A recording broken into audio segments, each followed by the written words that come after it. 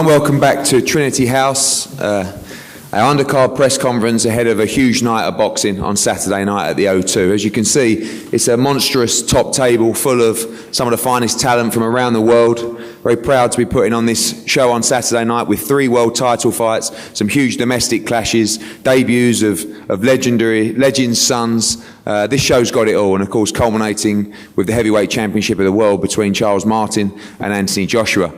Just a couple of things. Obviously, we weren't able to get everybody on the top table, and people's representatives are here on for everybody to speak to after as well, notably Greg Cohen Promotions, Sanagar Boxing, and anyone else I've missed out. Billy Nelson with Dave Brophy, Dave Coldwell with Jamie McDonald. So everyone is available to chat to you afterwards as well. Before we talk further about the card, as you know, we're widely supported by Sky Sports. Wouldn't be possible without them. And I'd like to pass over to the head of boxing, Adam Smith, to say a few words.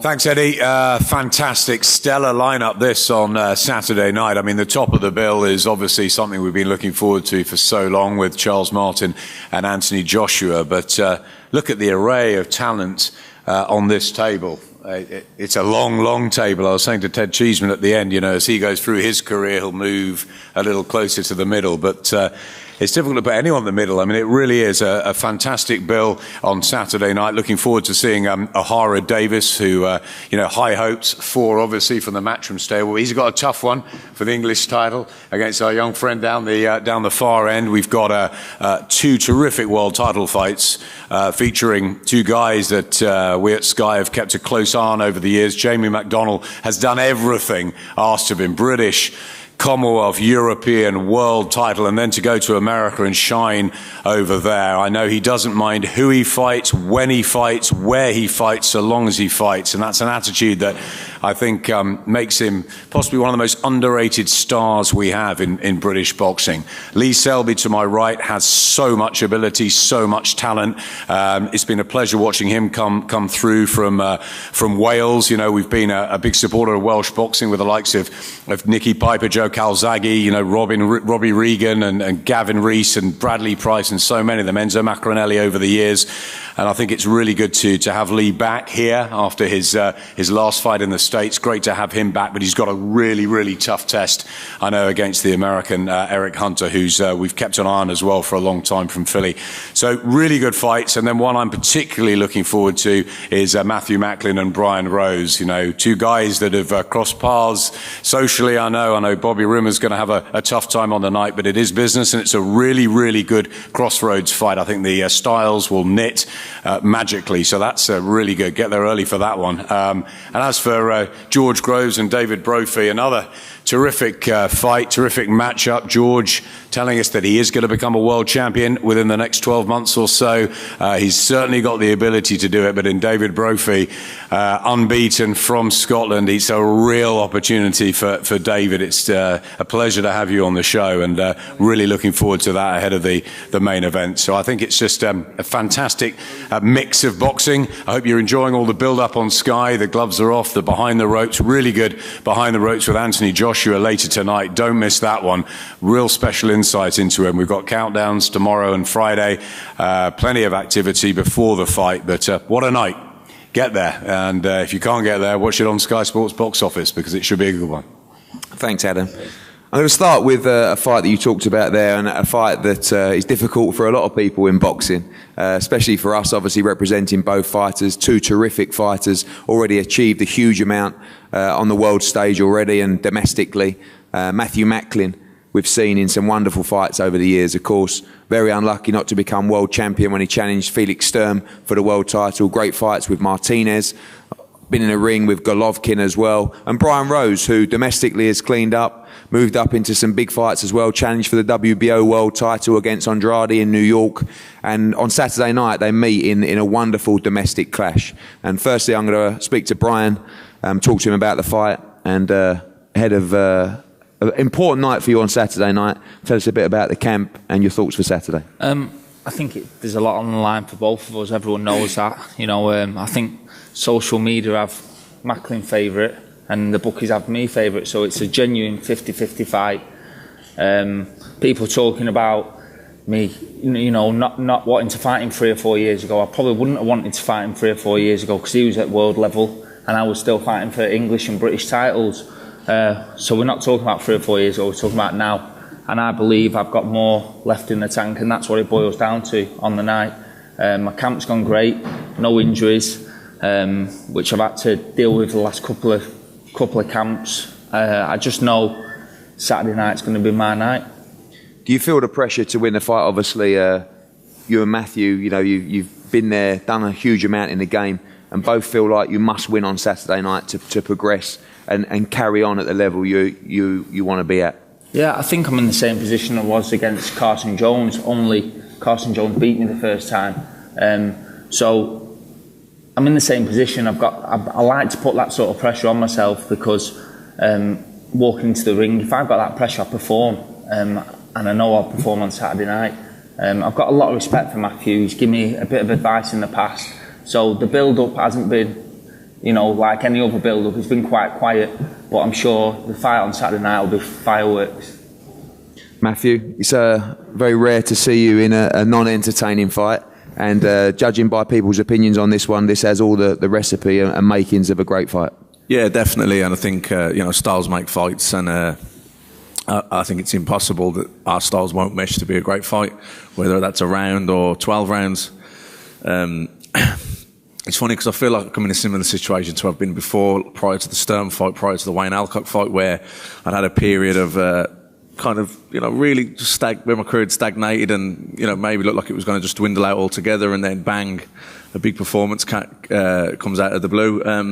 I think with me, a lot of it is just getting my head right, getting up for the fight, getting the camp right, getting the training right. And I'm quite an analytical person. I think about things, and if you're that type of person, then you need to make sure all the boxes are ticked. And I couldn't honestly really say that was the case for a long time, really. But whether it was getting up for the fight, whether it was a training program. I'd been in Marbella, New York, Manchester, back to Marbella, back to Manchester. And it's unsettling, and it's hard to kind of just get your training routine down pat how you want it done.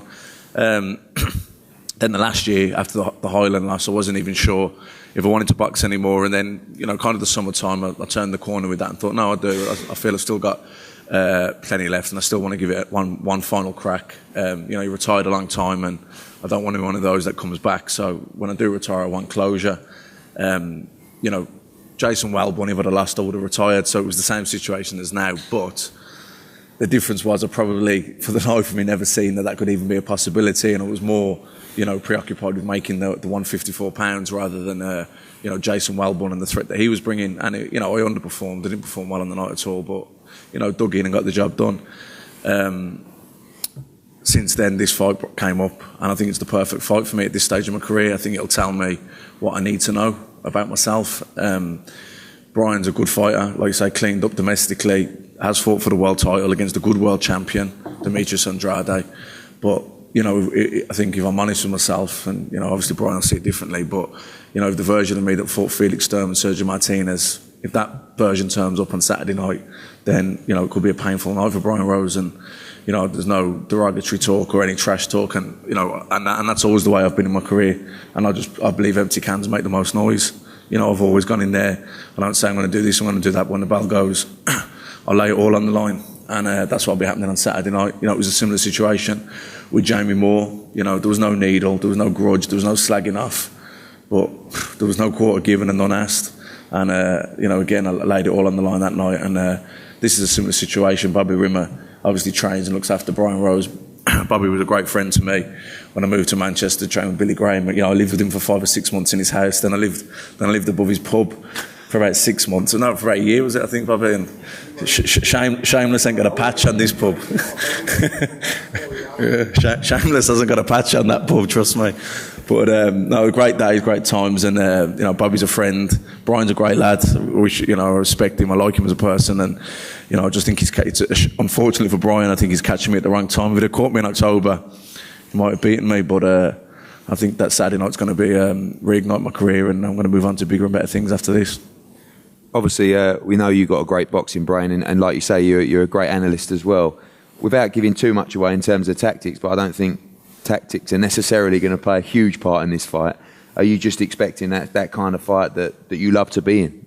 Yeah, pretty much. I mean, you summed it up. Then it's. I think it will be that type of fight, and it's not like Brian's got. He's not a slick southpaw. He's not a mad stocky come forward. He's pretty conventional. He's pretty textbook. Sort of does what he's supposed to do. So in many ways, he's been easy to prepare for, easy to get sparring for. And I think you always have plan A, plan B, and you have tactics. But I think a lot of the time as well, for me anyway, I'm very much an instinctive fighter.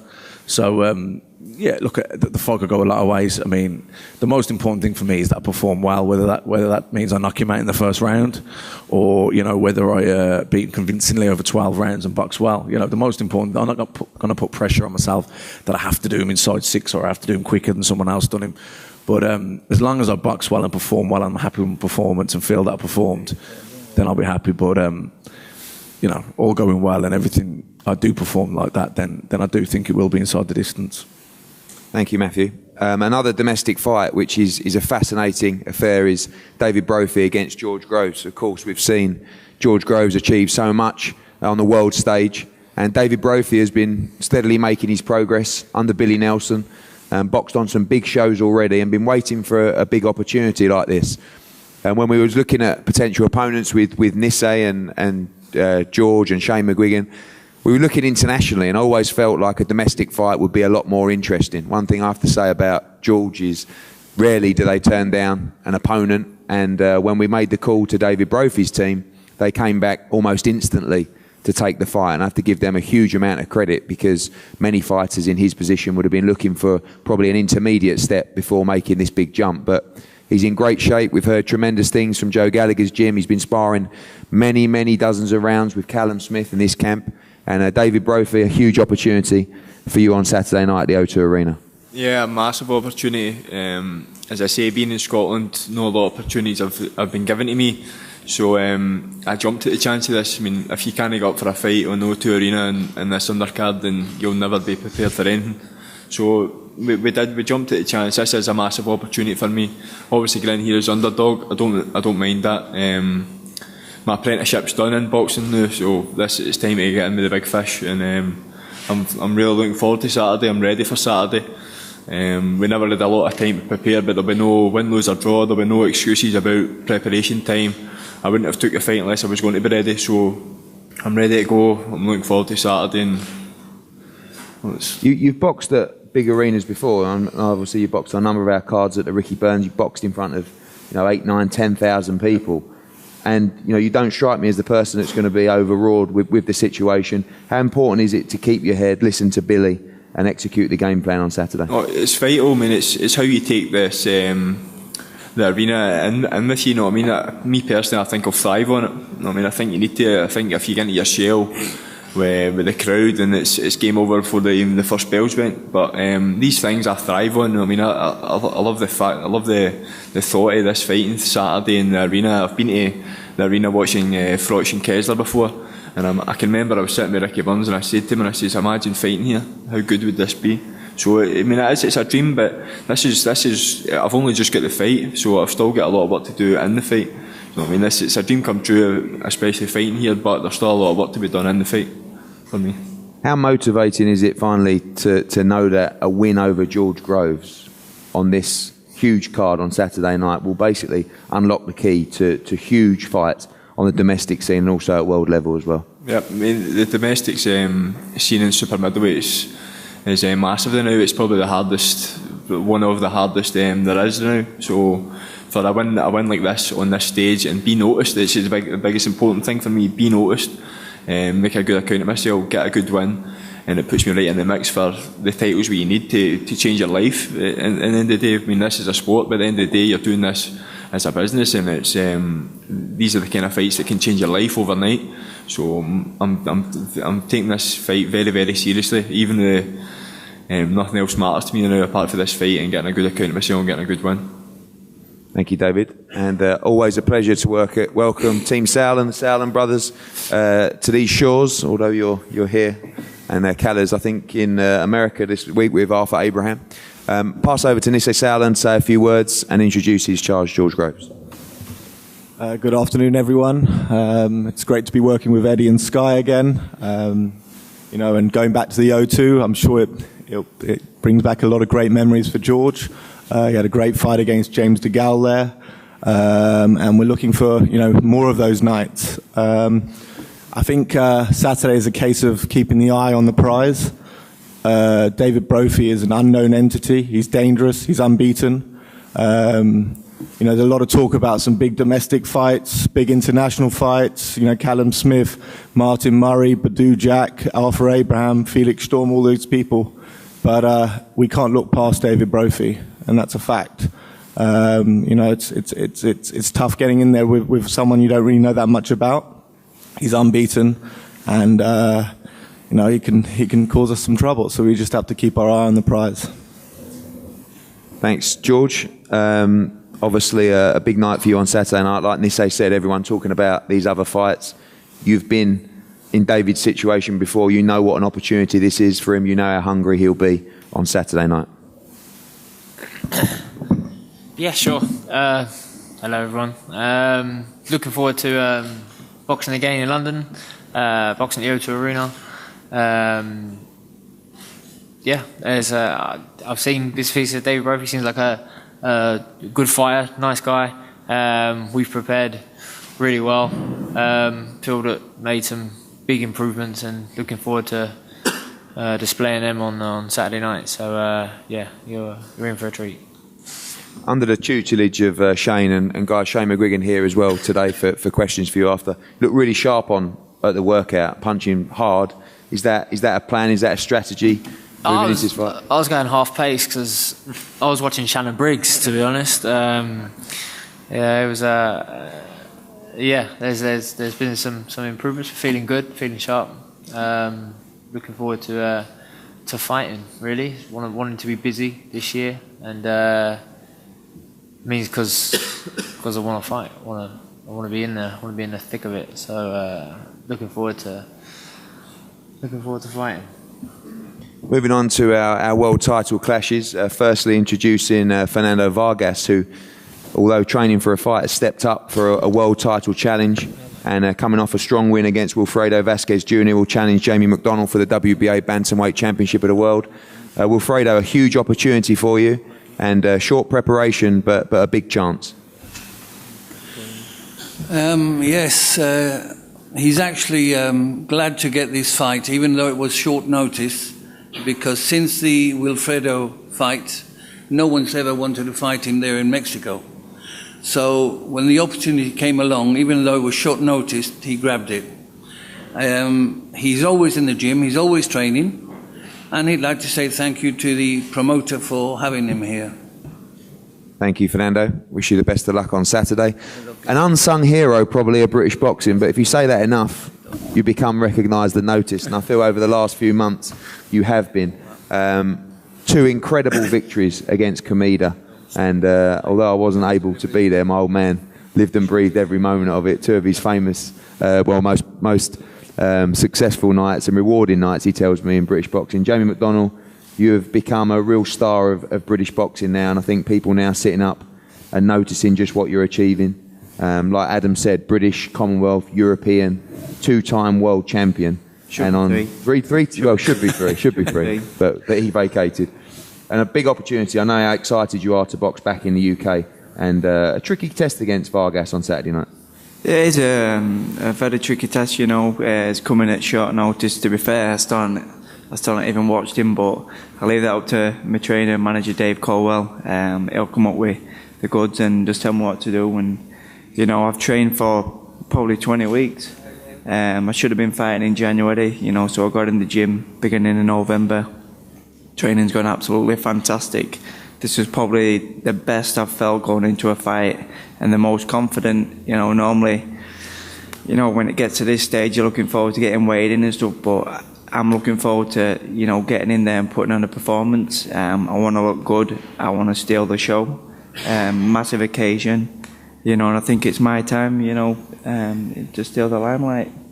I might be wrong, and I know that, you know, since our relationship, it's always been about just get me the biggest fights, get me the most money you can. But since teaming up with Dave Coldwell, there seems to be a real love of boxing as well. I know you've always loved the game, but, you know, enjoying improving and looking to showcase that. And I see something in your eye that tells me that you're really looking forward to Saturday night and going on after this to maybe look at unifying the division or also moving up to the super bantamweight division as well. Yeah, definitely. You know, all I want now is big fights. You know, I've always thought about having, you know, all the world titles, and obviously when you start out, you don't believe you're going to get them all, but I do generally believe I'm going to have every single belt. Like say, I should have the WBO world title. You know, I'll have to go back and get that off some other kid, but you know, I've got this fight in front of me. I get this fight out of the way. We look at, you know, Piano fight for the super belt. We've got Lee Askins, you know, with the IBF world title. So, you know, there's some big fights out there, but, you know, the plan was to move up after the first Kameda fight, you know, but I still make the weight, and as long as there's fights still left at bantamweight, you know, I'm going to stay there. But, you know, I'd love to move up, you know, mix it with your Quiggs and your Framptons and, you know, some real big fights. Wait for that fight, WBA Bantamweight Championship of the World. Moving over to our friend from Philadelphia, Eric Hunter. Sorry it's taken so long to get round to you. This is a big opportunity for you. I'm really looking forward to this fight. I've watched you in interviews in the ring. I think this is a very, very tough fight for Lee Selby. I've seen a lot of your interviews as well, feeling like you've been overlooked for this fight, but we know you and your team are very confident ahead of Saturday. Yeah, I'm just here to fight. And what sort of fight should we expect from you on Saturday night? We know of your reputation, which I know you smile and laugh at, but tell us what you think of Lee Selby and how you think it will go down. I don't know. I'm just here to fight. Thank you, Eric. I knew we could count on you. Lee.